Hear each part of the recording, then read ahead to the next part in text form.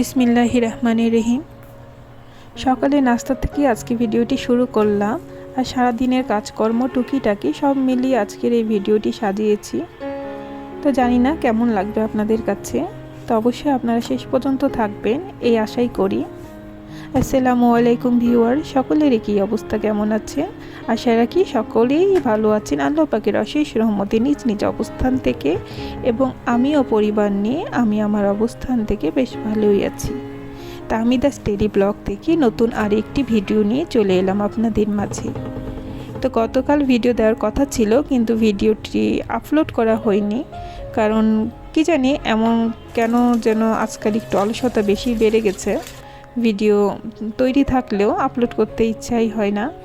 তো কি জানি না এটা কি আমার সাথে হয় না সকল আপুদের সাথে এমনটা ঘটে। তো ইউটিউবে কাজ করতে এসে প্রথম খুব বেশি আগ্রহ আর ভালোবাসা কাজ করছিল, কিন্তু ইদানিং কেন যেন অলসতা আর বিরক্তটাই বেশি লাগে। তো তারপরও এই তো কথা বলতে বলতে এদিকে আমার নাস্তা বানানো প্রায় শেষ।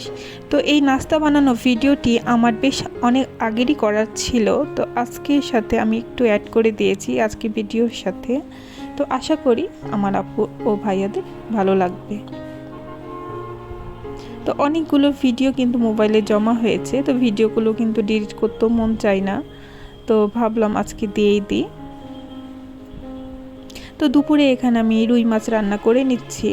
তো এই তো মাছগুলো আগে আমি কড়া করে ভেজে নিব। আসলে কড়া করে মাছ না ভাজলে আমার কিন্তু ভালো লাগে না, যার কারণে আমি কিন্তু একটু লাল করে মাছগুলো ভেজে নিই।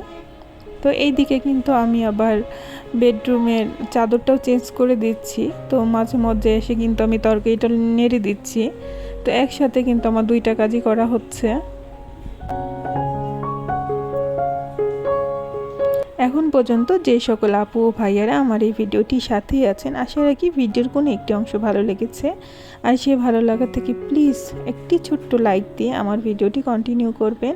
আর এই ধরনের ভিডিও যদি আপনারা সবসময় পেতে চান, তো আমার এই ছোট্ট চ্যানেলকে সাবস্ক্রাইব করে আমার চ্যানেলের পাশেই থেকে যেতে পারেন।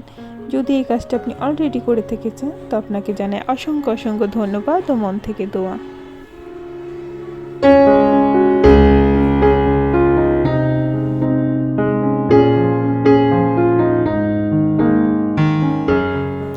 আমি এখানে লাউটা এতো দিয়ে দিলাম, মশলাটাকে ভালো করে কষিয়ে নিয়েছি।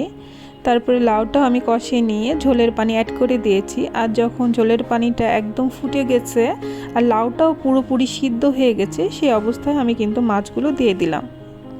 তো রান্না তো আমার থেকে বেশ ভালো অনেক আপুরাই পারে, আমি অনেক আপুদের ভিডিও দেখি, আবার কুকিং চ্যানেলগুলোও দেখি। তো তাদের রান্না দেখলে তো মাশাআল্লাহ কি বলবো। তো আমি যতটুকু পারি সেটাই আসলে আপনাদের কাছে একটু করে শেয়ার করি। তো আমি কিন্তু অনেক বেশি রান্না কিন্তু শেয়ার করি না, কারণ একঘেয়েমি রান্না দেখালে কেমন যেন আমার নিজের কাছেই বিরক্ত লাগে। তো যার কারণে আমি টুকিটাকি কাজের সাথে ফাঁকে ফাঁকে একটু রান্নাটা শেয়ার করি। তো এই তো আমি আবার রুমে চলে আসলাম, আর এদিকে আমি আমার বেডশিটটাও চেঞ্জ করে নিচ্ছি। আর এই তো বেডশিটটা চেঞ্জ করতে করতে আপনাদের সাথেও আমি একটু গল্প করে নিই। তো মানুষ মাত্রই মরণশীল, আমরা সকলেই মরণশীল, এটা তো আমরা সবাই জানি। আর জীবন যখন হয়েছে তখন মৃত্যুবরণ করতেই হবে, আর সেটা একটা পিঁপড়া থেকে শুরু করে সৃষ্টির সকল জীবকেই। তো বেঁচে থাকাটা আমার মনে হয় যে যতটা কঠিন, তার থেকে মৃত্যুর স্বাদ গ্রহণ করাটা আমি মনে করি যে এতটাও কঠিন না। কারণ মৃত্যু তো যখন তখন যে কোনো সময় যে কোনো অবস্থাতেই চলেই আসতে পারে, আর তখন সব কিছু পিছনে ফেলে আমাদেরকে এই তো ইহকাল ছেড়ে পরকালে চলে যেতে হবে।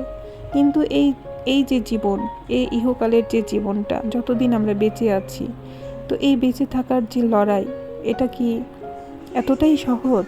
আমার কাছে তো মনে হয় না।